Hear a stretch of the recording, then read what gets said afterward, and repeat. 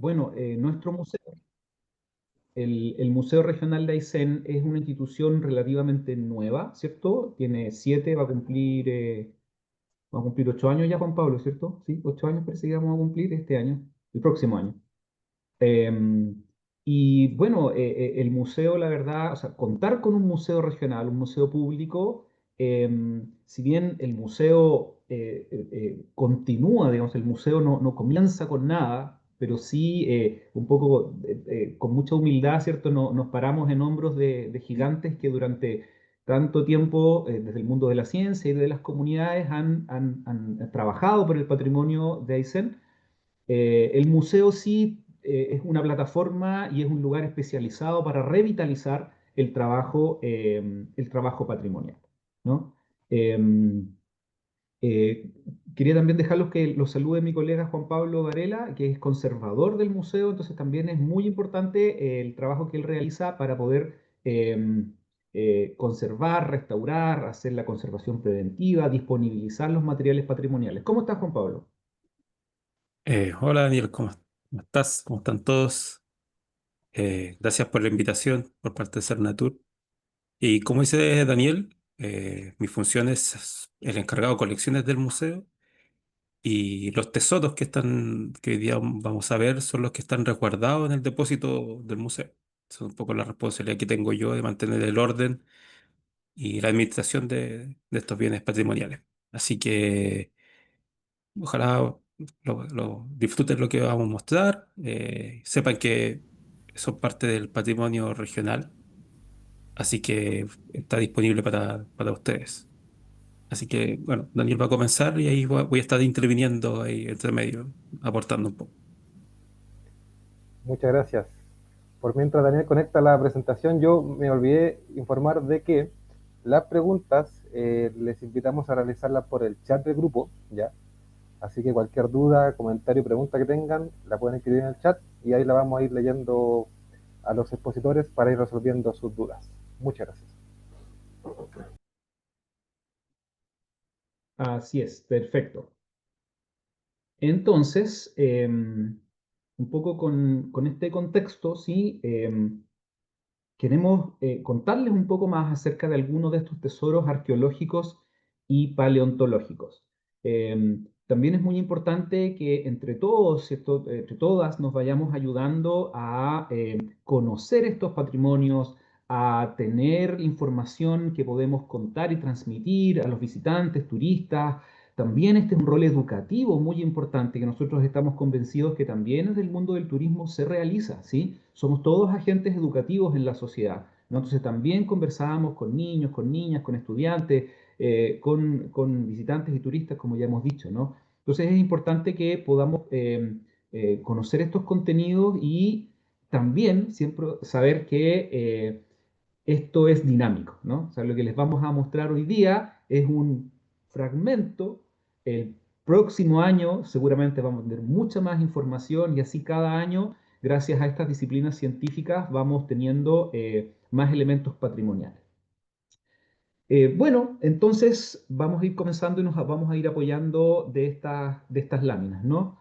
Eh, nos interesa mucho, ¿cierto?, partir desde el concepto del patrimonio, ¿no? El patrimonio arqueológico y paleontológico, ¿sí? Que lo vamos a hablar en detalle durante esta charla, ¿sí? Y es importante mencionar que la legislación, la ley chilena, ¿cierto?, le da un carácter especial, le da un carácter patrimonial a los objetos y sitios arqueológicos y paleontológicos, ¿sí? Esto es parte también de nuestra formación ciudadana, ¿cierto? Tenemos que saber que los objetos arqueológicos, y ya vamos a definir bien de qué se trata, ¿no? Y cuál es la diferencia entre lo arqueológico y lo paleontológico, pero ambos tipos de objetos son bienes protegidos, patrimoniales, nacionales, ¿no? El espíritu de la ley es que entre todos cuidemos estos objetos, ¿sí? Que yo no los saque, que me los llevo a la casa, que tal vez trate de sacarlo del país, ¿no?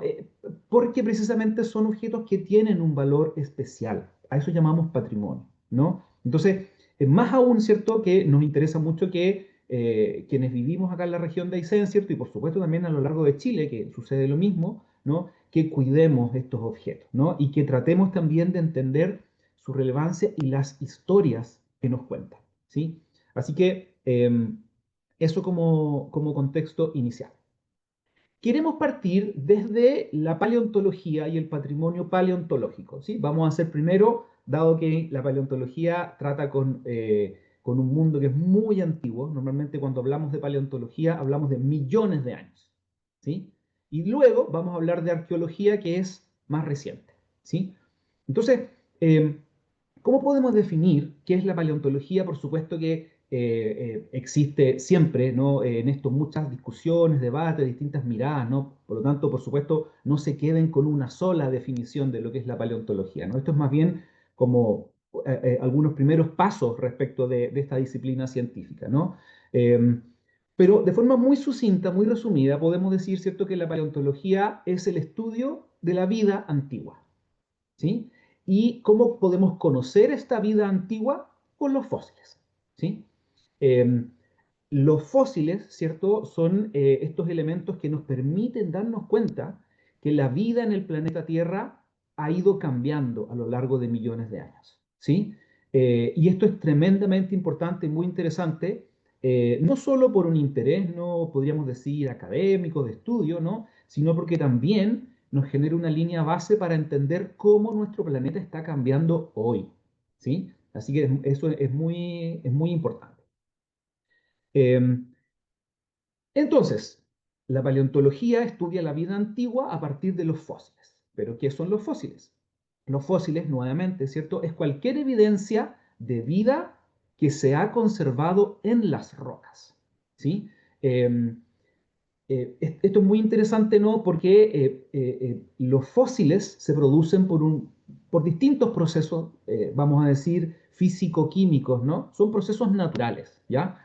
Eh, en este sentido, ¿cierto? Tenemos fósiles de animales del pasado, tenemos fósiles de plantas del pasado, especies que muchas veces ya no existen, que son especies extintas, y otras que sí, y otras que todavía pueden existir hasta el día de hoy, ¿no? También hay fósiles, aunque uno no lo crea, ¿no? Fósiles muy, muy raros, muy excepcionales de formas de vida como los hongos, ¿sí? Hay fósiles de insectos, ¿sí? Hay una gran variedad de fósiles que nos va contando cómo ha ido cambiando la vida en nuestro planeta, ¿sí? Y hay muchos tipos de fósiles también.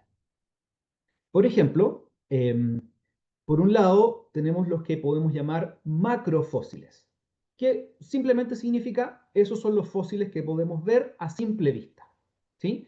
Y hay macrofósiles, digamos, que son desde como ese fémur gigante que se ve ahí, ¿cierto? Se ve ahí, se ve que hay un caballero que está acostadito al lado de un hueso, ¿sí? Gigante, que es un fémur, ¿sí? Es un hueso de pierna. Imagínense cómo sería ese animal que tenía ese fémur, ¿sí? Ese, por supuesto, que es un gran dinosaurio sauropodomorfo, un de estos dinosaurios de cuello largo, foto tomada aquí muy cerquita de nosotros en Patagonia, Argentina, ¿sí? También hay fósiles de plantas que podemos observar, ¿sí? Esos son los macrofósiles. Luego los microfósiles son aquellos que solo podemos ver con alguna ayuda tecnológica, ¿sí? Desde lupas digitales o ya microscopios, tanto ópticos como electrónicos, ¿no? O sea, también hay un gran submundo de fósiles que son microscópicos. Y en tercer lugar, también podemos hablar de los icnofósiles. Y los icnofósiles son los vestigios de actividad de un organismo, ¿sí? Es decir, es donde no encontramos al organismo, no encontramos un hueso, no encontramos una garra, pero sí, por ejemplo, encontramos huellas o pisadas, ¿sí? Que se conservaron en la roca y por lo tanto nos entregan riquísima información acerca del comportamiento de los animales, en este caso, del pasado. Repasemos brevemente, ¿cierto? Este es un esquema simplificado que nos compartió hace unos años un querido amigo paleontólogo, ¿cierto? Que es Enrique Bosterman. Vamos a dar hartos agradecimientos en el día de hoy de todos los amigos de la paleontología y la geología con los cuales hemos aprendido mucho, ¿no? Em, entonces, vamos a imaginar, ¿cierto? Que yo a veces le digo a los niños cuando les muestro esta lámina, ¿cierto? De que tenemos una lagartija que lo primero para que se convierta en fósil es que lamentablemente muy triste, tuvo un accidente y murió, ¿cierto? El organismo muere y es enterrado. Y ese es el primer paso para que pueda llegar a ser un fósil, ¿no? Pero el requisito, ¿no? Es que ese organismo al morir quede enterrado rápidamente, ¿sí? Si un ser vivo queda expuesto a los elementos, ¿cierto? Se lo van a comer los carroñeros, va a tener un deterioro, una degradación por la lluvia, por los elementos de la naturaleza, etcétera, ¿no? Entonces, si es que el cuerpo es enterrado rápidamente, como por ejemplo en ese caso, ¿cierto? Que cayó a un río o a un lago, ¿sí? Y por lo tanto va a ser sepultado en el sedimento, eso hace, ¿sí? Eso inicia en el fondo, genera la posibilidad de este proceso físico-químico, ¿sí? Hay diversos tipos de fosilizaciones. Por ejemplo, dentro de la paleontología hay toda una subdisciplina que se llama tafonomía, que estudia solamente las formas de que se crean los fósiles, ¿sí? En este caso, si ustedes pueden ver, ¿no? Estos restos, en este caso como este esqueleto de este animal, esta lagartija, ¿cierto? Fue siendo progresivamente enterrada por capas de sedimento, ¿sí? Y esas capas de sedimento, ¿cierto? Se compactan, se litifican, se convierten en roca, ¿no? Y se produce lo que se llama una roca sedimentaria. Y esa roca, ese animal puede quedar enterrado durante mucho tiempo, ¿sí? Pero con el paso de miles, de millones de años, ¿no? Debido a que nuestro planeta es un sistema dinámico, por ejemplo, por los movimientos de las placas tectónicas, ¿cierto? Tenemos que rocas que a veces estuvieron en zonas bajas, bajo el mar, por ejemplo, se van lentamente levantando y hoy día podemos encontrar, ¿cierto? Animales marinos arriba de un cerro, de una montaña, ¿no? Y efectivamente, luego esas rocas, ¿sí?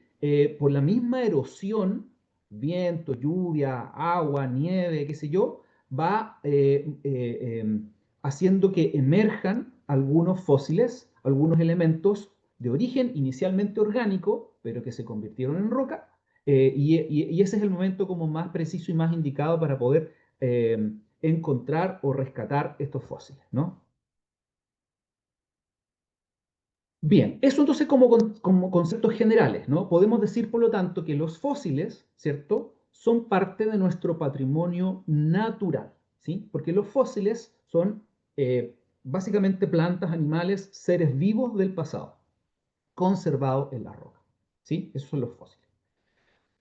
La región de Aysén es una región que eh, tiene un enorme potencial fosilífero, ¿sí? Es una región que tiene muchas zonas que presentan fósiles, ¿no? Primero porque presentan las condiciones geológicas donde se conservan los fósiles, ¿no? Que son rocas de tipo sedimentario principalmente, ¿ya? Entonces, ahí tenemos un pequeño mapa también que se lo debemos al doctor Manuel Suárez, ¿no? Con algunas de las localidades donde se han encontrado y estudiado fósiles. Además, y esto es muy interesante porque queremos como un poquito hacer como este recorrido para que alimente nuestra información y nuestros relatos, ¿no? Desde lo más antiguo hasta lo más reciente, ¿sí? Y también es muy interesante, ¿no? ¿Cuáles son las formas de vida más antiguas que hemos descubierto en la región de Aysén? ¿Sí? Entonces, vamos a hacer este pequeño viaje en el tiempo, ¿cierto? Y queremos partir con algo que es muy interesante porque esto está todavía en discusión, ¿sí? No hay aún un consenso científico completamente claro, ¿no? Eh, Resulta que, como veíamos acá en la lámina anterior, ¿sí? Hay un sector del litoral, ¿sí? Un sector en el archipiélago de los Chonos, digamos, ¿sí? Donde se han encontrado fósiles en una formación geológica llamada Formación Potranca, que en realidad la isla es la isla Patranca, ¿ya? Donde es muy probable que estén los fósiles más antiguos de la región de Aysén. Son fósiles del periodo devónico, que tienen cerca de 400 millones de años, que eso corresponde a la era paleozoica, ¿sí? Fíjense que ahí en la lámina donde dice 400 MA significa 400 millones de años, ¿sí? Es muy difícil imaginarse esa cantidad de tiempo, ¿no? El planeta era muy distinto, ¿no? Estamos hablando de que hace 400 millones de años existía Pangea, ¿no? Este gran supercontinente en el cual todas las masas continentales que reconocemos en la actualidad estaban muy distintas y estaban unidas, ¿no? Entonces tenemos que sería ahí en la isla Patranca los fósiles más antiguos de la región de Aysén. ¿De qué tipo de fósiles estamos hablando? Estamos hablando de la vida que existía en ese momento, en la era paleozoica, ¿no? Que eran animales marinos, principalmente invertebrados, moluscos y artrópodos. Y también tenemos, es otra primicia, pero esa se la vamos a dejar para que la confirme en una próxima charla, nuestro paleontólogo Leonardo Pérez, ¿cierto? Que aparentemente el trabajo paleontológico dirigido por Leonardo encontró trilobites, ¿no? Que son esos fósiles que se ven ahí en la lámina, en la zona de Chaitén, ¿ya? Que si bien no es región de Aysén, ¿cierto? Todos sabemos que tenemos ahí una gran afinidad con la provincia de Palena, ¿no? Y eso es muy importante porque serían los fósiles más antiguos de esta zona de Patagonia. Luego, vamos a dar un salto importante en el tiempo, ¿cierto? De 400 millones de años avanzamos hacia aproximadamente 148, 149 millones de años atrás, ¿sí? Y aquí tenemos una formación geológica. Bueno, los geólogos y geólogas, ¿cierto?, llaman formación a un sustrato, una unidad rocosa que tiene un origen y características relativamente homogéneas, ¿no? Entonces, en la llamada formación Toki, que es como su nombre de fantasía, ¿sí? Eh, Se han hecho hallazgos realmente sorprendentes, ¿sí? La formación Toki es una formación que, en el fondo, son rocas que están presentes de forma bien amplia en la región de Aysén, ¿sí? Por ejemplo, en la zona de Mañiguale, al sur de Coyhaique, en la zona del lago General Carrera, tenemos rocas de la formación Toki, ¿sí? ¿Y qué es lo que tenemos en estas rocas de 148, 149 millones de años? Bueno, tenemos, por supuesto, lo que podemos decir que es la estrella paleontológica de la región de Aysén. Eh, Nuestro ya querido y clásico chilesaurio, ¿sí? Su nombre científico es Chilesaurus diegosuarezi, ¿sí? Y yo creo que la gran mayoría, tal vez quienes estamos conectados, conocemos un poco esta historia, ¿no? El chilesaurio, o Chilesaurus, ¿sí? Fue un tremendo hallazgo para la paleontología mundial, ¿sí? Eh, Cuando se describió la especie, después de más o menos 10, 11 años de trabajo, ¿no?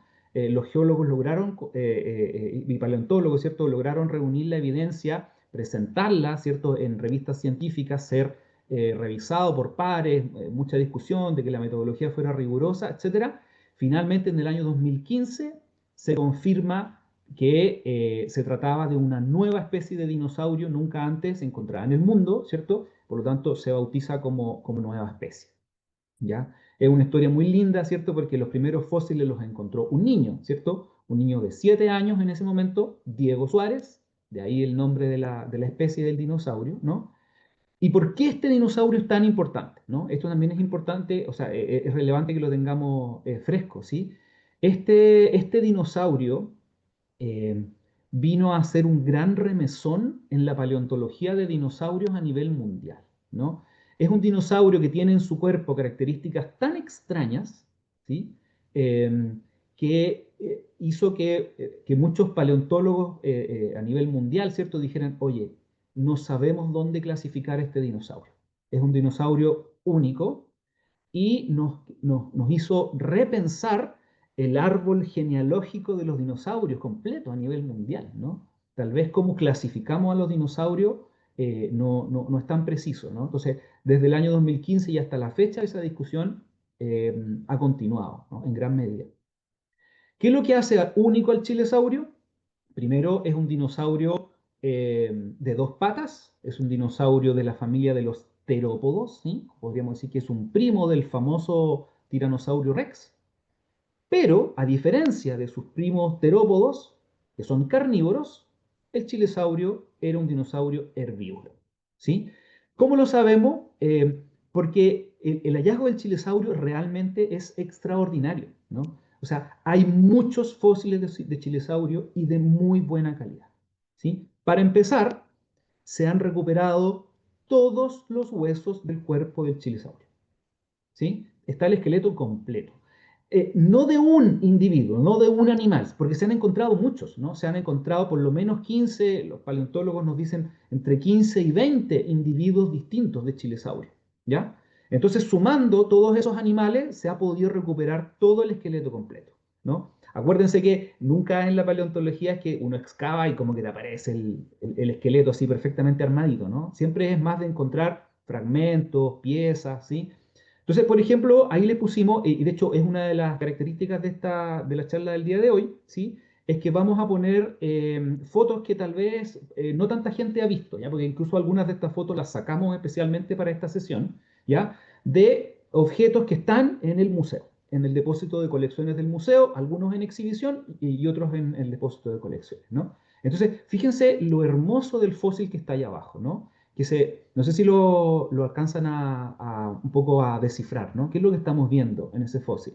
Tenemos un sustrato rocoso y tenemos con claridad cómo ahí el técnico paleontólogo en el laboratorio fue limpiando la roca para poder dejar a la vista el fósil que estaba ahí contenido y vemos parte de la cadera, vemos un fémur, ¿sí? Vemos tibia hacia abajo, vemos de la cadera hacia arriba parte de la columna, ¿no? Entonces, encontrar un fósil en esas condiciones ya en sí mismo es extraordinario, ¿no?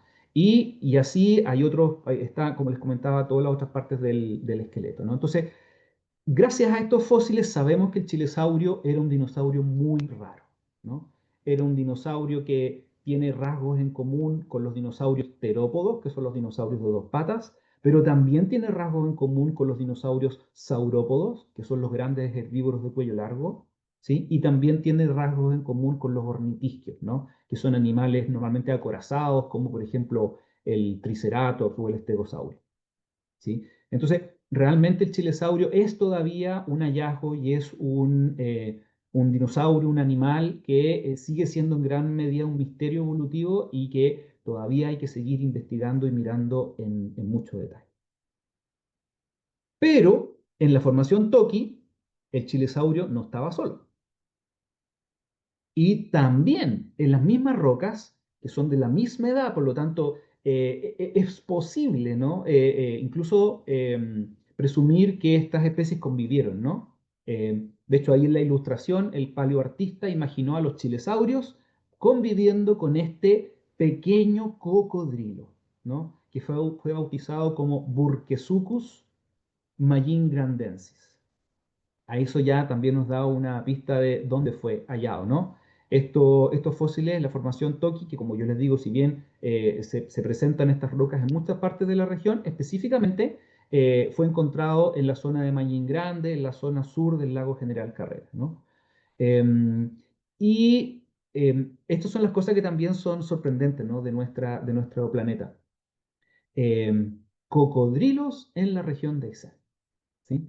Eso nos hace preguntar cómo ha cambiado el planeta, cómo ha cambiado el clima, cómo ha cambiado el ecosistema, ¿cierto? Y efectivamente, nuestro planeta es un sistema dinámico en esta gran escala de millones de años, ¿sí?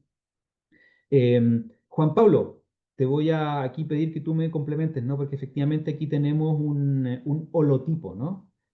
Aquí estamos hablando de un espécimen, o sea, de esos fósiles que ustedes están viendo en la foto, además que son muy importantes porque son los primeros fósiles descubiertos, los fósiles que se usan para describir una nueva especie, ¿correcto?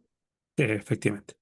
Bueno, quería complementar un poco lo que decía Daniel, sobre todo el tema, un poco volviendo al inicio de la protección legal, que más allá de cumplir, que todos estos objetos están protegidos por ley, es que nosotros en este momento le hemos contado una historia, le hemos contado sobre los trilobites, Daniel la ha contado sobre el chilesaurio, el Burkesucus, y estos se obtienen porque hay un trabajo científico y sacar un fósil de un lugar nos quita esa posibilidad de conocer. Entonces, como volviendo a la primera lámina que habla de la protección, es súper importante ese punto de que no mover un fósil no es solamente una cosa legal, sino que una cosa científica, de cómo podemos hoy día podemos contar algo respecto de fósiles. Es gracias a que quienes lo rescataron fueron investigadores, ¿ya?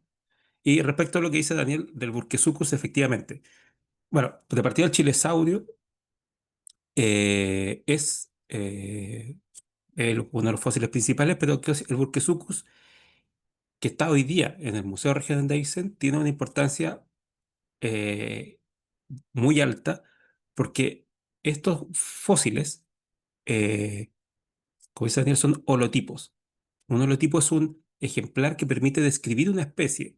Y, por ejemplo, si otro paleontólogo en otra parte encuentra un cocodrilo, por ejemplo, de la misma época, pero en otro país, pero dice, uy, puede ser un Borquesucus, él va a basar su comparación con los fósiles que hoy día están contenidos en el museo. O sea, esta es el ejemplar que va a ser la referencia para la vida de el Burkeshukus magingrandensis. Cualquier fósil que se parezca a un cocodrilo y quieran compararlo, lo van a comparar con el que se conserva en el Museo Regional de Aysén. Y también es súper relevante del chilesaurio y del Burkeshukus, que solamente se han encontrado en Chile, no están en otra parte del mundo. ¿Ya? Entonces eso también es súper como importante porque solamente se encuentran en Chile. Por las formaciones de esa época, podríamos pensar que se puede encontrar quizás en el sector de Pakistán, por esos otros sectores, quizás se podía encontrar un chilesaurio, por la formación del planeta de ese momento.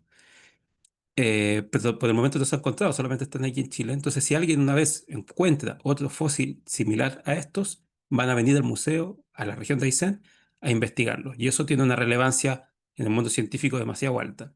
Entonces, lo que tenemos nosotros como patrimonio, en el caso de ustedes de turismo, que pueden estar relacionados al entorno que ustedes pueden visitar, contar que este lugar puede contener aún más fósiles de dinosaurios que no conocemos. De hecho, es más, vamos a contar un secreto, pero hay un fósil en el museo que es una vértebra de lo que al parecer sería un animal, un dinosaurio, un saurópodo, estos animales de cuello largo. Solamente tenemos una vértebra, pero no sabemos de qué especie es, no sabemos si hay más, porque los paleontólogos tienen que volver a terreno para poder descubrir si es que existe o no. Entonces, para que se hagan una idea del potencial que tiene la región en cuanto a la investigación de los fósiles de ese periodo y de todo el periodo geológico que va a venir más adelante, que Daniel va a seguir contando. Oye, y una primicia de Juan Pablo, ¿ah? Ya le habló también de que tenemos más fósiles en el depósito del museo que todavía no están identificados. Así que seguro que van a venir muchas más sorpresas más adelante. Bueno, estamos entonces, ¿cierto?, con esta fauna del periodo Jurásico, ¿cierto? Hace unos 148 millones de años atrás. Pero la región de Aysén presenta esta diversidad geológica y por lo tanto también en otras rocas vamos a encontrar otros mundos, ¿no? Y así es como algunos millones de años después vamos a encontrar un paleoambiente marino, ¿sí? Esto también es muy interesante, ¿no? Porque esto nos está mostrando que en ese momento de la historia del planeta es un momento en que como decía Juan Pablo recién, ¿cierto? Es un momento en que el supercontinente Gondwana se está separando, ¿no? Sudamérica se está separando de África, ¿sí? Y de otros, que hoy día son otros continentes, ¿cierto? De otras placas, ¿no? Entonces, en esos procesos de cambio, que son muy lentos, ¿no? Son, evidentemente duran millones de años, ¿no? Serían imperceptibles para la vida humana, ¿sí? Tenemos que durante millones de años gran parte de lo que hoy día es la región de Aysén estuvo bajo el mar. ¿Sí? ¿Cómo lo sabemos? Por las rocas de la formación Catterfell. Entonces, ahí tenemos una ilustración, muy bella ilustración, que preparó cierto, nuestro paleontólogo Leonardo Pérez con Edgardo Contreras, que es un paleoartista, ¿cierto? Eso que estamos viendo ahí es Coyhaique hace 135 millones de años. ¿Sí? Es un fondo marino repleto de vida, ¿sí? Vida que, ¿cierto? quedó registrado en las rocas de ese fondo del mar, ¿sí? Los animales tal vez más abundantes son estos cefalópodos, ¿no? Estos antiguos parientes de los pulpos y de los calamares, que son los amonites y los belemnites, ¿sí? Ahí también tenemos algunas fotos de los fósiles que encontramos, también resguardamos en el museo, ¿sí? Y gracias a esos fósiles, de nuevo, podemos saber cómo durante varios millones de años la zona de la región de Aysén estuvo bajo el mar. Y hay un hallazgo que es menos conocido, pero que está en las mismas rocas, en la misma formación Catterfell, en estas rocas negras, ¿no? Que muchas veces la gente dice que es como carbón, ya que tenemos acá en el puente Coyhaique, pero que también tenemos en Puerto Ibáñez, ¿no? Tenemos cerca de Balmaceda, tenemos también en la zona más fronteriza con Argentina, ¿sí? Eh, eh, Hace un par de años atrás se encontró este increíble hallazgo fósil, ¿sí? Que es un reptil marino, un plesiosaurio, ¿sí? Ahí hay una ilustración ahí que llega a dar como un poco de susto, ¿no? Así como porque era un depredador el plesiosaurio, ¿sí? El plesiosaurio era un reptil marino, mientras los dinosaurios vivían en la tierra, en los océanos vivían reptiles de este tipo, ¿no? Y es muy bonita, me gusta mucho la foto que sale ahí porque sale una geóloga que se llama Constanza Arraño, y ella hizo el descubrimiento, si vemos con detención la foto, ahí vemos cómo justamente producto de la erosión comienzan a quedar expuestas las vértebras del cuello, ¿no? Son vértebras cervicales de este increíble reptil marino, ¿no? En este caso, dado que solamente se pudieron recuperar vértebras, no se ha podido todavía identificar a nivel de especie, ¿no? Sabemos que esos fósiles pertenecen al grupo de los plesiosaurios, ¿no? Pero no sabemos exactamente a qué especie de plesiosaurio, ¿sí? Eh, También está conservado en el museo y hemos trabajado mucho porque esto donde se encontró muy cerca de Puerto Ibáñez, ¿ya? En la zona del arroyo Lechoso, ¿no? Entonces esto lo hemos llevado a Puerto Ibáñez para Cerro Castillo, hemos trabajado con las escuelas, los niños le han puesto nombre a este plesiosaurio, ¿no? El plesiosaurio del Lechoso, del arroyo Lechoso. Entonces también es un elemento que genera conocimiento, cariño, identidad, ¿sí? Los fósiles también tienen ese potencial. Quería complementar ahí una cosa muy pequeña, un poco para que cuando hablamos de fósiles y de millones de años, eh, puedan pensar que, por ejemplo, el chilesaurio y el burkesúcus se encontraron en el lago General Carrera, en el sector sur, ¿cierto? Y eso tiene 147 millones de años. Solo, puedo decir, solo 10 millones de años después, encontramos el plesiosaurio en otra época. No se topan en vida, pero en sectores bastante cercanos encontramos fósiles de distintas épocas. Eso es súper interesante, como para sentarse de repente en el lago y pensar cómo era hace 145 millones de años y así como era hace 135 millones de años. Cómo ha cambiado y cómo hoy día no hay vestigio de mar. Y bueno, el Chilezado está más asociado quizás también a épocas de volcanes. Entonces, es como un poco poder sentarse en el entorno y darse cuenta de la riqueza que existe solamente en un entorno como el lago General Carrera. Así es. Y bueno, y por supuesto que el lago General Carrera, no pensaba en existir todavía en ese tiempo, ¿no? Sabemos que el lago es muchísimo más reciente. Vamos a terminar un poquito con esta parte. Sigamos avanzando en el tiempo. Nuevamente, unos 10 millones de años después, ¿no? Tenemos otra formación geológica que se ha denominado formación Apelé, ¿sí? Y también tenemos este mismo mar que cubrió la región, pero que comienza a retirarse, ¿no? Y por lo tanto encontramos un océano más somero, un océano poco profundo, ¿ya? ¿Cómo lo sabemos? Porque los fósiles muestran formas de vida que necesitan luz, ¿sí? Como corales, como estrellas de mar, ¿no? Y por lo tanto sabemos que este era un mar ya en retirada. Y esa hermosísima foto que tomó acá mi colega Juan Pablo, es un fragmento de ese fondo marino de hace 125 millones de años, ¿no? Dependiendo de la pantalla que estén mirando, ¿no? Vamos a poder ver en detalle, ¿sí?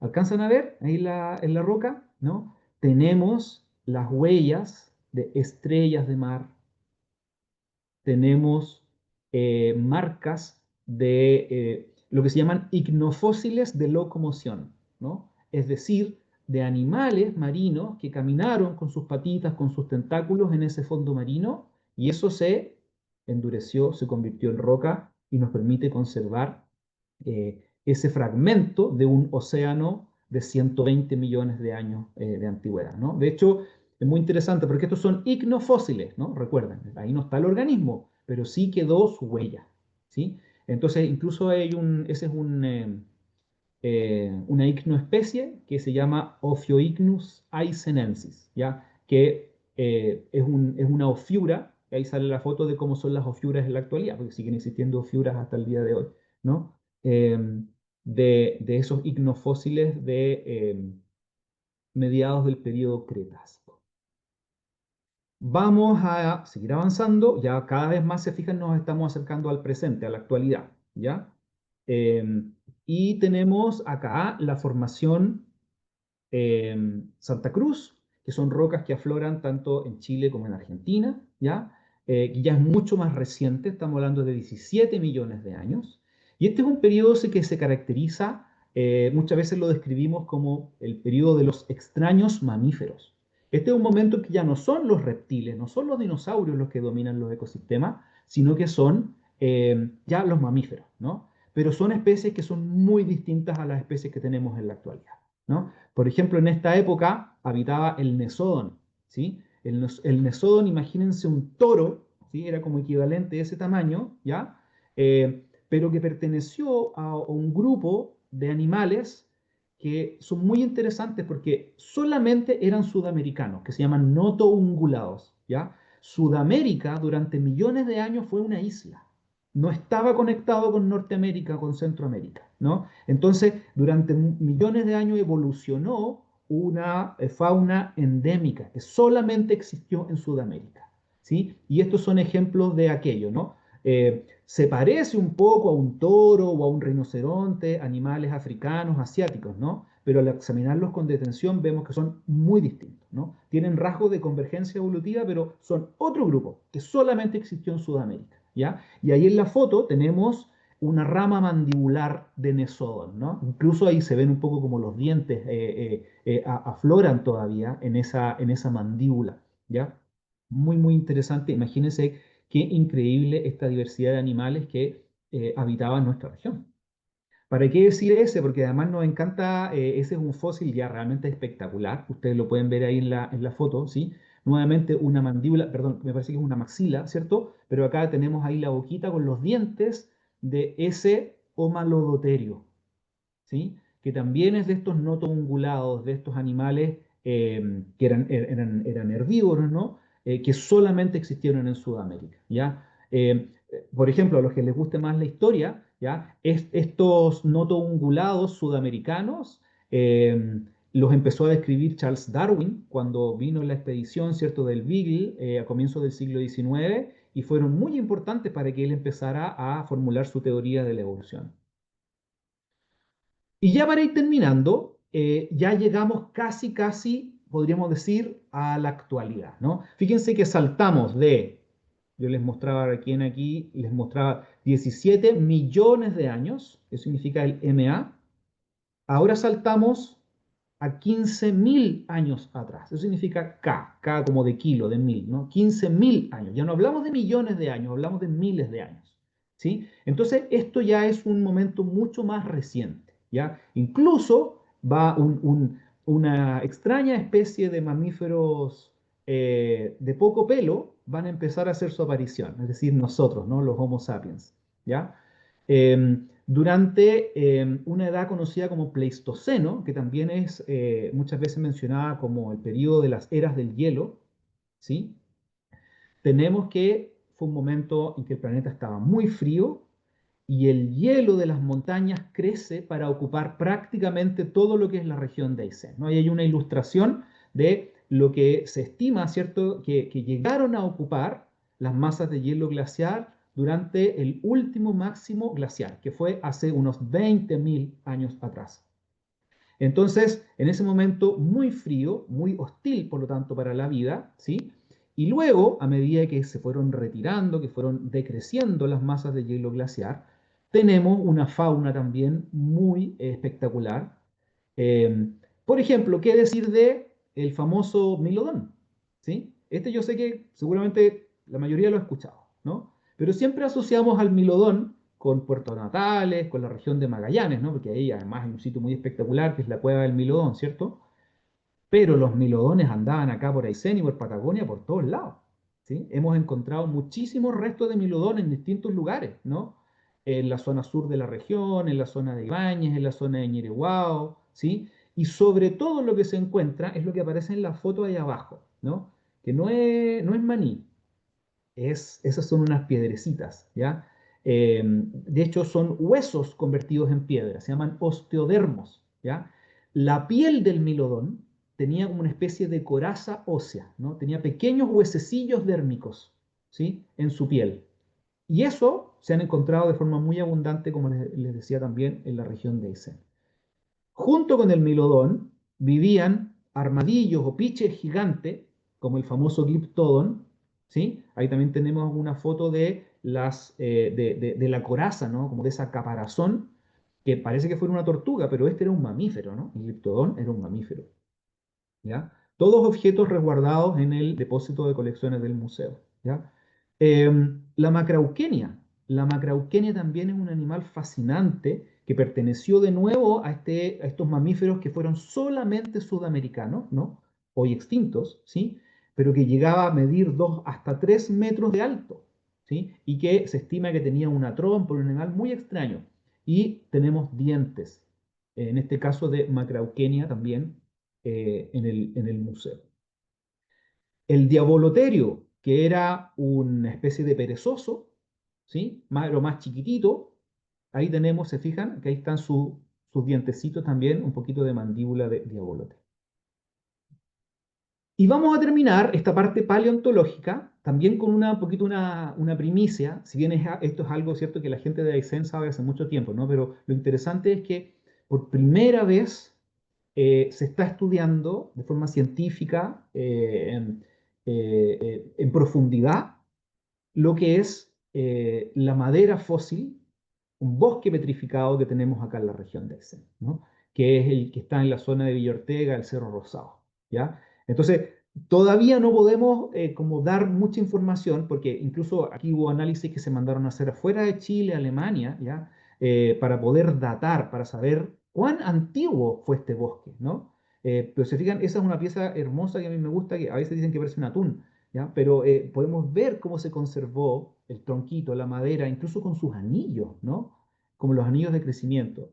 Entonces, pronto vamos a tener información, hacer más información para poder contar la historia también de este bosque petrificado aquí cerquita de Coyhaique. Con eso terminamos la parte paleontológica. Y ahora nos gustaría que nos regalen unos minutitos más, ¿cierto? Para que podamos hablar acerca de los tesoros arqueológicos.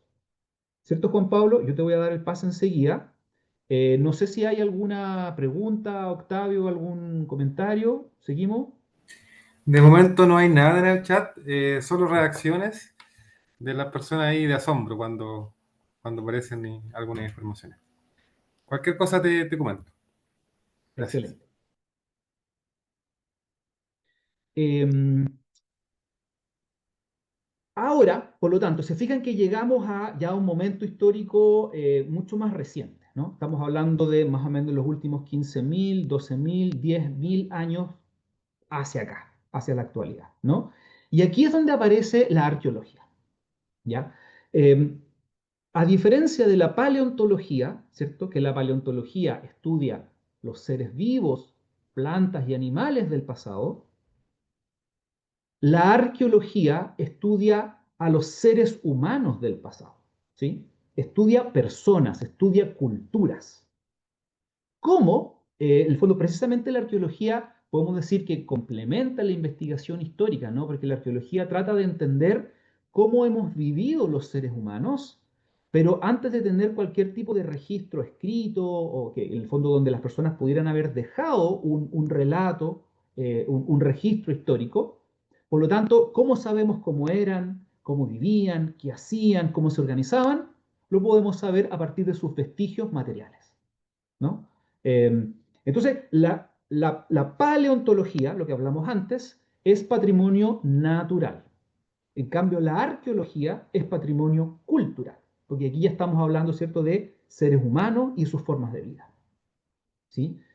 Eh, Ahí hay una foto también de una querida amiga arqueóloga que es Amalia Nuevo, trabajando ahí en un sitio de excavación, ¿sí? Son imágenes además de su libro, que siempre lo recomendamos mucho, que es el libro que se llama Arqueología de Aysén, 12.000 años de ocupación, que está de libre descarga en PDF, se puede descargar en el sitio del CIEP y en el sitio del museo.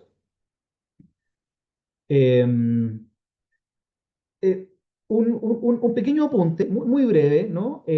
Porque cuando hablamos de arqueología, estamos hablando de culturas de seres humanos, ¿sí? Entonces, es muy importante que podamos visualizar que la arqueología es una mirada, es una aproximación al estudio de la cultura, ¿sí? No la única, ¿ya?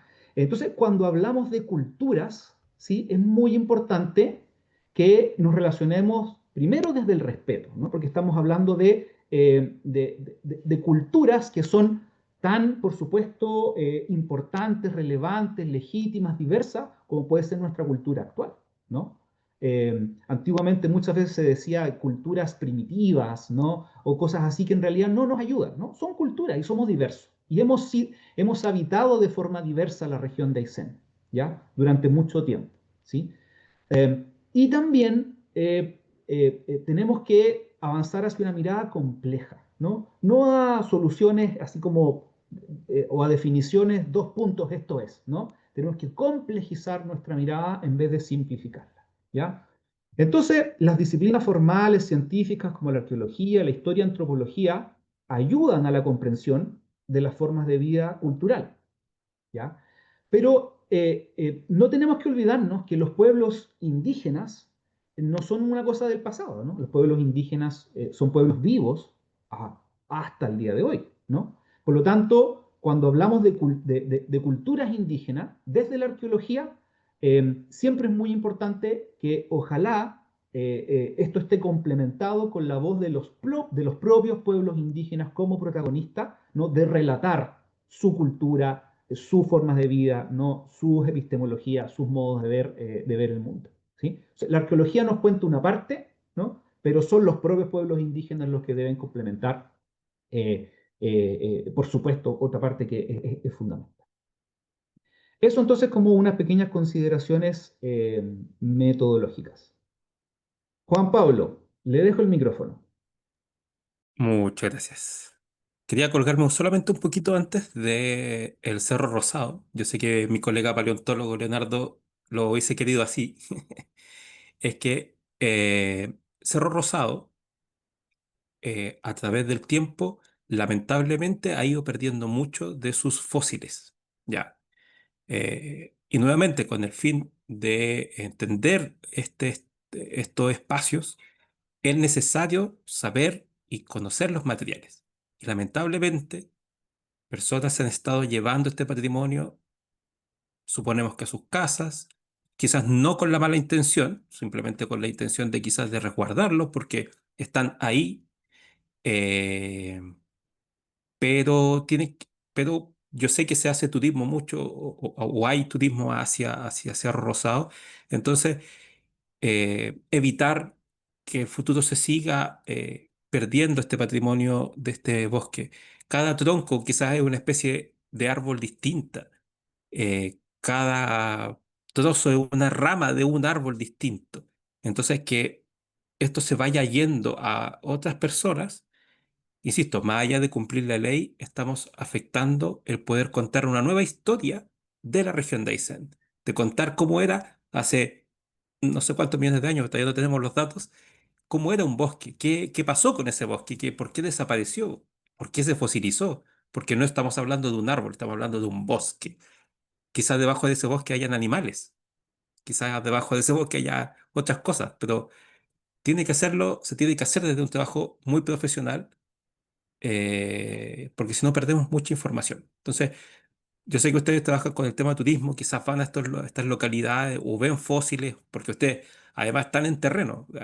Los paleontólogos a veces, o nosotros mismos, no tenemos mucha posibilidad de estar en terreno, pero ustedes sí. Entonces, ante un descubrimiento, ante un hallazgo, quizás anotar el punto, avisar al museo para que eh, los profesionales puedan ir. En el caso, hoy día existe una OTR de Consejo Monumento, acercarse quizás también a ellos para que puedan ayudar a proteger este patrimonio que nos pertenece a todos finalmente, nos pertenece a nosotros como habitantes de la región, a mí como encargado de colecciones que me apasiona poder aprender y conocer cómo era un pasado de hace millones de años, o en caso arqueológico, yo sé que también la arqueología es parte también de la vida de muchas comunidades, entonces yo creo que es importante que partamos siempre de la base de que ojalá no volver a retirar material.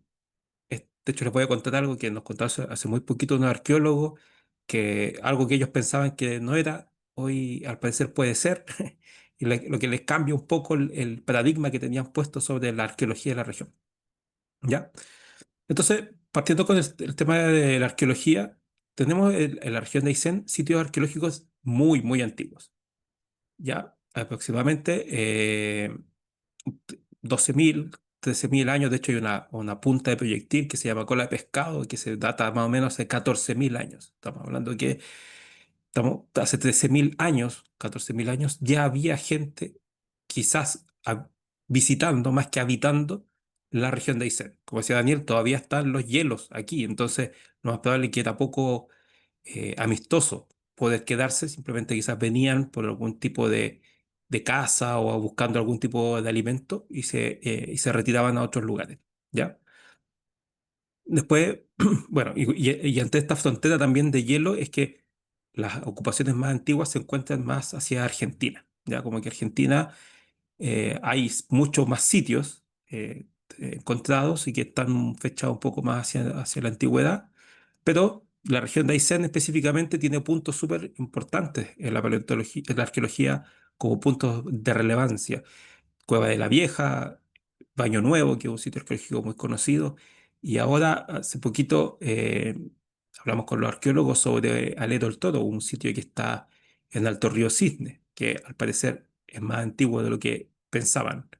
Así que un poco hablar sobre eso. Y además la arqueología también se ha encontrado en otra parte muy importante de la región, como es el litoral, pero ahí hablamos un periodo de hace 6.000 años. Es divertido hablar de edades, hablamos hace 6.000 años, como hace poco. Después de hablar de millones de años, hablar de 6.000 años es como que fue ayer. Pero ¿hace cuánto existe Chile? Como país, hace cientos de años. Y aquí estamos hablando hace miles de años. ¿Ya? Bueno, la sigla AP significa antes del presente. Bueno, aquí hay unos hitos arqueológicos. La Cueva de la Vieja, como les comentaba a ustedes, que tiene 12.000 años de antigüedad. Baño Nuevo, que para mí es el sitio arqueológico que debería estar, eh, no sé, creo que cuando han visitado gente de otros países el museo y uno les cuenta sobre Baño Nuevo, dicen, pero ¿y dónde voy a ir a visitar el sitio? Lamentablemente está en un sitio privado, pero que es un sitio es excepcional. Se encontraron 10 cuerpos humanos de data de hace 10.250 años aproximadamente. Los Milodón que mostraba Daniel, se encontraron bajo la ocupación humana. Estamos hablando de que el mismo sitio tiene restos fósiles de hace 13.000, 14.000 años, tiene restos humanos de hace 10.000 años y otra sucesión de ocupaciones intermitentes en el mismo lugar. Después ya sabemos que en el Valle del Chacabuco hace 8.500 años, ahí lo que dice la ocupación de las zonas boscosas, eso es lo que se sabía antiguamente, que hace 6.200 años aproximadamente comenzó la ocupación de algunos sitios en el bosque. Nuevos estudios han encontrado que en el Alero del Toro hay elementos que podrían tener más de 10.000 años, lo cual para los arqueólogos, de hecho, nos comentaron fue como todo lo que yo dije quizás hoy día está un poco en duda porque tengo que volver a preguntar hacer nuevas preguntas, porque quizás hay más sitios que no conocemos porque obviamente el bosque los tapó. Y Bueno, perdón, ocupación Juan del Pablo, litoral. eso es Ah, una de las cosas que también sí, es más importante de la ciencia, ¿cierto? Que no hay dogmas, sino que a medida que aparece nueva evidencia, hay que ir reevaluando e incorporando nuevos conocimientos. efectivamente. Bueno, aparecen los conchales y una cosa súper importante también es el arte rupestre. Ustedes que trabajan nuevamente en tema turismo, la región de Aysén es una región que está ricamente llena de pinturas rupestres por distintas localidades. Punta del Monte, en Chile Chico, es cerca ¿cómo se llama? Eh, del lago Elizalde, hay una pintura. Entonces, hay muchos lugares que tienen pintura rupestre. al hidro- eh, eh, entonces, son sitios que también deberían estar de conocimiento. Lamentablemente sabemos muy poquito todavía de la arqueología, se ha hecho mucho trabajo arqueológico, hay mucha investigación, pero todavía hay muchas preguntas que hacerse sobre eso, al respecto. Y bueno, también están los entierros en Chenques, que son que sobre todo que se encuentran en el sector de Ibáñez, que hay varios Chenques. Y uno de los objetos que ya es maravilloso son los hados y una cerámica. Los hados son una cosa espectacular, pensando en que nuevamente a veces entendemos o nos han enseñado, nos han estipulado de que los pueblos antiguos, los pueblos originales, eran como que vivían en sectores, como que los atacameños vivían aquí, los diaguitas eran de este lugar, los mapuches eran de este lugar. Pero olvidamos que son humanos que se movían mucho. Quizás se demoraban mucho más en llegar a ciertos lugares, pero se movían. Y así lo demuestran unos datos que se hizo unos estudios donde el material, el elemento principal de construcción, de fabricación, son metales de Bolivia. Su forma, su figuración, cómo se ejecutaron, son dieguitas, pero se encontraron en un entierro en la región de Aysén, en Ñerehuao. Entonces estamos hablando de un recorrido de mil y tantos kilómetros. Ya, entonces eso es súper interesante. Y bueno, además el tema arqueológico es muy diverso. La mayoría, o lo que más se conserva en el museo, son restos de animales, y restos humanos también, pero también registros líticos. Y hay elementos que son también nuevamente maravillosos que se han conservado en la región de Aysén. Por ejemplo, bueno, esa cuerda que se ve ahí, esa cuerda se encontró en el sitio de Baño Nuevo, este sitio que tiene 10.000 años. Y eso es una cuerda trenzada, hecha de un ligamento de un animal. Pero o sea, estamos hablando de que una persona hace miles de años trabajó el cuero, como hoy día quizás zogueros trabajan el cuero, no sé. Han estado trabajando esto durante miles de años para hacer sus herramientas, para hacer amarres de su ropa No sabemos, lamentablemente, para qué lo usaron, pero son elementos que se encuentran en el registro arqueológico. Punzones de hueso para perforar, lo más probable que cueros para la ropa. Esa concha, que es una fisurela, es una ornamentación. Era algo que se ocupaba para adornar el cuerpo hace miles de años. O sea, estamos hablando de personas que uno pensaría, o muchas veces se piensa que eran como mucho menos avanzados, que eran como un poquito como, cavernícolas, y no, eso no es así. Eran muy parecidos a nosotros, también querían adornarse, también querían verse distintos y ocupaban estos elementos también como ornamentación. También ahí hay una madera, es una madera que tiene un trabajo hecho por una persona que es hendidura, lo más probable quizás para amarrar algún tipo de cuerda y hacer un tipo de herramienta. Y también tenemos, bueno, boleadoras que son muy típicas de la región, están en muchos lugares, y un cuchillo que son elementos que ocupaban para hacer cortes de algún elemento. Como les comentaba, Baño Nuevo, uno, es un sitio excepcional. Realmente es un sitio que, insisto, cuando han venido al museo gente de afuera, no sé, de otros países, cuando uno le empieza a contar es como, pucha, ¿y cómo lo puede ir a visitar? Y uno dice, pero es que no se puede, lamentablemente no está abierto al público y bueno, tampoco queda nada. Si la arqueología hizo un trabajo de muchos años. Este sitio lo encontró, lo descubrió Luis Felipe Bat el año 72 por ahí. Después lo trabajó eh, Francisco Mena en los años 90. Imagínense cuántos años pasaron para poder trabajar. Y después lo siguió trabajando de manera sistemática hasta encontrar todo lo que encontró, que fueron los cuerpos humanos y todo este resto de cosas. Lo interesante de esto también es que, como decía Daniel, esto sigue siendo objeto de estudio, no es que estén en el museo y están depositados. Hace poco de una universidad en Viena vinieron a hacer estudios de ADN, a sacarle ADN a los cuerpos humanos para poder conocer aún más de dónde provenían estos primeros habitantes. Y eso está en estudio todavía, no tenemos los resultados. Vamos, cuando lo sepamos los vamos a comunicar porque obviamente es muy importante que la gente sepa de este patrimonio. Aquí los que les comentaba de estos aros metálicos. Eh, Cuando una vez me tocó dar una charla respecto a estos aros, estamos hablando de que hace 700 años atrás, alguien decidió sacar un elemento, una materia prima desde Bolivia. La llevó, o sea, se sabe, más que se sabe, se supone de que esto viajó a través del desierto, por vaya a saber cuántos años, hasta llegar a la cultura diaguita, donde le hicieron un trabajo. Si ustedes se fijan, tiene una forma. Esas formas se parecen a otros aros diaguitas que están en otros museos. Pero se encontró en un sitio arqueológico acá en Ñideguao. Eso es miles de kilómetros.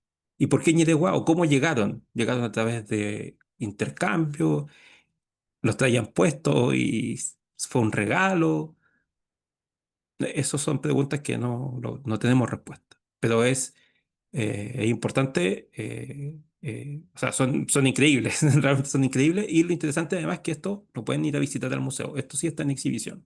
Son objetos que están hoy día en exhibición. Muchos de los otros materiales están en el depósito, pero esto está en exhibición. Son unos materiales extraordinarios.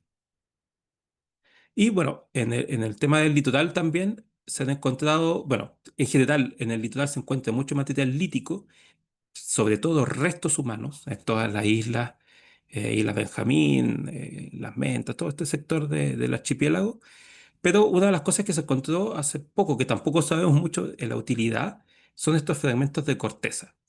¿Ya? Es una corteza de árbol que se encontró asociado a contexto funerario, pero no se sabe si es que era una ofrenda o el cuerpo estaba cubierto de esto o estaba enrollado, no se sabe muy bien. Pero lo interesante, o sea, lo hermoso es que bueno, la página web del museo hay una foto más grande. Si ustedes pueden ver, hay perforaciones. O sea, esto está perforado por personas y tiene amarras de cuero. O sea, alguna utilidad tenía. Lamentablemente no sabemos qué. Es el único hallazgo que existe de elementos como este en la arqueología de la región. Entonces, aún hay muchas cosas que descubrir, muchas cosas que aprender respecto al patrimonio arqueológico de la región. Se han encontrado muchas cosas, pero todavía queda mucho, mucho por hacer. Aquí, bueno, ya ratificando lo que le decía yo del tema de las pinturas rupestres, 122 sitios con arte rupestre en la región de Aysén. Eso es enorme y está disperso por la región en muchas partes. Hay un sitio, bueno, que yo creo que muchos conocen, que es Punta del Monte, que lamentablemente, como conservador, está en muy mal estado de conservación. CIEP con los arqueólogos hicieron un trabajo de intentar cercar el sitio, pero yo hace poco fui, el cerco está en el suelo, o sea, ya no sirve el cerco. Y obviamente hay gente que va a comer o a hacer cosas dentro de esa cueva, lamentablemente. Y es el único lugar donde se pudieron fechar una pintura rupestre. Y lo interesante de la pintura rupestre, bueno, hay varios, se están haciendo hartos estudios últimamente, Y hay muchas figuras, muchas formas. No solamente hay manos, sino que hay animales, hay guanacos, hay formas como de hombres cazadores y también hay elementos que son abstractos, que son grecas, que son líneas. Y eso es digno de estudio. A mí como conservador tengo mucha intención y muchas ganas de estudiar la conservación y cómo poder preservar el patrimonio de pinturas rupestres, pero no me alcanza el tiempo, lamentablemente. Pero súper interesante. Bueno, ahí hay un mapa de la distribución de las pinturas rupestres. Muchas se encuentran cerca del lago General Carrera.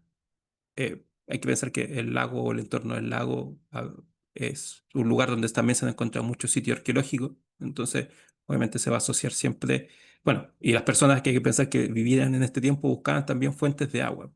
Hay que pensar que si uno necesita vivir, se va a acercar a fuentes de agua para poder vivir. Y obviamente donde pueda yo encontrar animales o cosas de casa. Bueno, ahí hay algunos motivos de las pinturas rupestres. eh, Se han hecho estudios para poder ver las imágenes, porque lamentablemente se han ido perdiendo eh, la pintura, pero a través de ciertas técnicas se logra rescatar la imagen, como en este caso, como salen de la pared, figuras que quizás no lo logramos ver, pero con estos estudios podemos ver aquí este supuestamente hombre con boleadora, o cazador, mejor dicho, puede ser, o cazador o cazadora, no sabemos. Bueno, ahí está Eh, un listado de pintura rupestre. Cuéntame. Te interrumpo un segundito aprovechando ahí. Hay un par de preguntas. Elisa pregunta si el museo tiene muestras de estos pigmentos. No. Así, de manera sistemática no tenemos. Tenemos una piedra que supuestamente es de pintura rupestre, pero no sabemos de dónde viene, de dónde proviene. Llegó al museo antes de la formación del actual museo. Entonces tendríamos que pensar en museo al aire libre. Los mismos sitios son museos al aire libre, claro. Exactamente, es una forma de verlo y de protegerlo también, porque actualmente muchas pinturas rupestres están al borde de un camino, en el caso del lago Elizalde. Hay otras, por ejemplo, una cueva que a pesar de estar lejos, la rayaron, le pusieron una mano encima. Eh, son- entonces, obviamente sería ideal hacer una forma de un museo aire libre y poder protegerlo de alguna forma. Bien. Y Daniel Torres, que siempre se conecta también, igual que Elisa, a nuestras charlas, pregunta si se han encontrado pinturas rupestres en el litoral, aparte de Isla Madre de Dios. Que sepamos nosotros, no, no. Bien, Solo complemento, bueno, el año 2023, ¿sí? En un equipo de arqueólogos y arqueólogas dirigido por César Méndez publicó una revisión de todo lo que se ha publicado en materia de pinturas rupestres de la región, ya que es el artículo que está citado ahí abajo.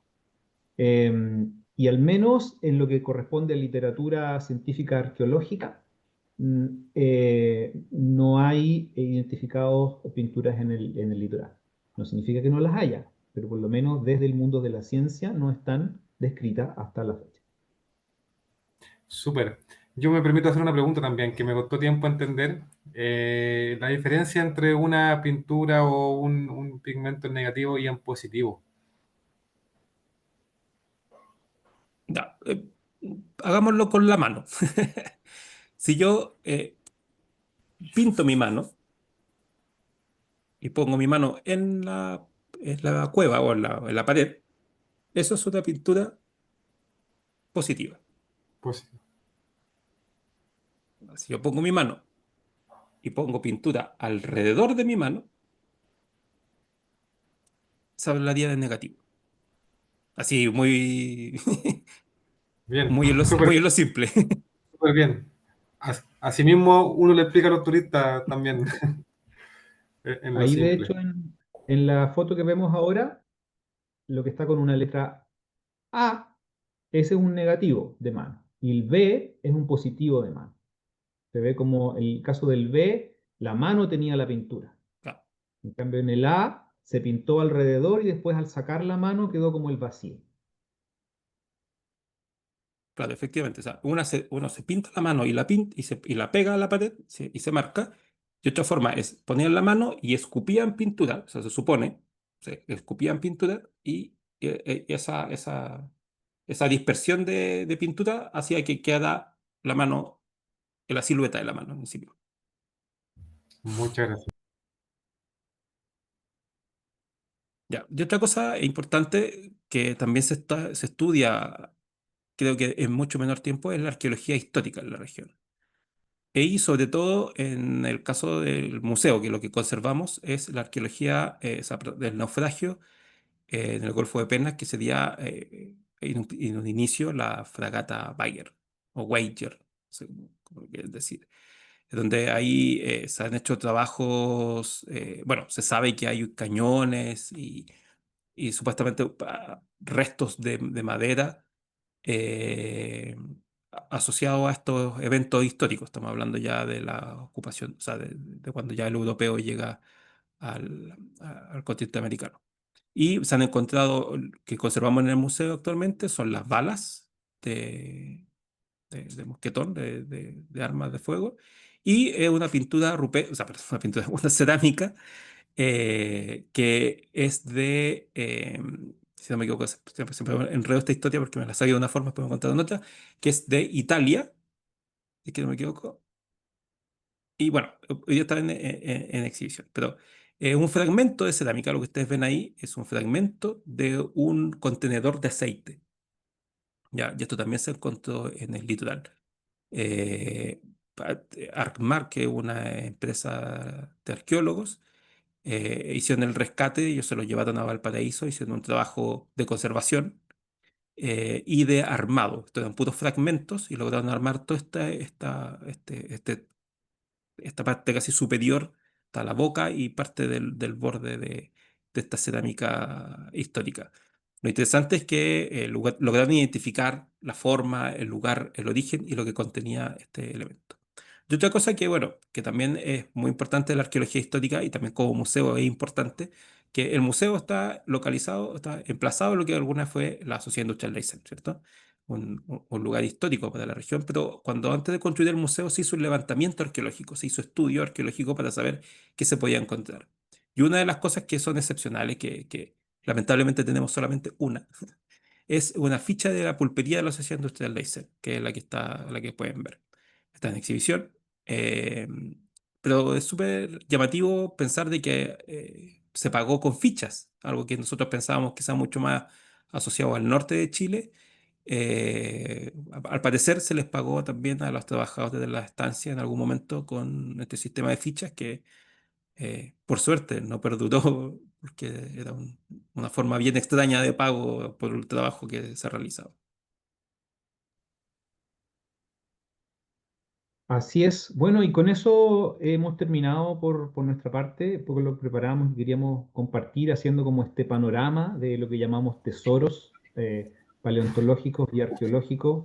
Eh, es interesante, ¿cierto? Nuevamente decir que esta es una mirada necesariamente parcial, ¿cierto? Estamos hablando sobre todo de objetos que tenemos en la colección del Museo Regional de Aysén, pero sin duda hay muchos otros tesoros en otros lugares, en otras instituciones, en los museos locales también, esto, ¿cierto? Por ejemplo, los museos que tienen las municipalidades, las distintas comunas, ¿ya? Y por supuesto, también conversamos un poco acerca de lo importante que es los sitios arqueológicos y paleontológicos en terreno, ¿no? Si, los museos tampoco es que queremos sacar todo.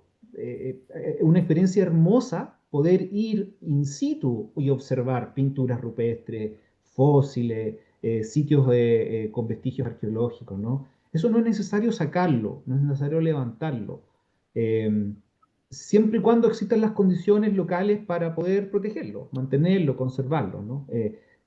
Cuando los especialistas levantan material, eso responde a criterios técnicos, ¿no? Y además a permisos que son solicitados en el Consejo de Monumentos Nacionales, ¿cierto? Que es una institución especializada en ello, ¿no? Entonces, siempre que se saca algo del lugar, tiene que ser con por qué, para qué, dónde se va a cuidar, cómo se va a estudiar, ¿no? Qué conocimiento esperamos que genere, ¿no?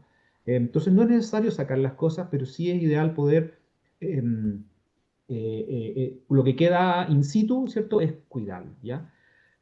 No es posible cercar todo, no es posible ponerle reja a todo, no tiene mucho sentido, ¿no?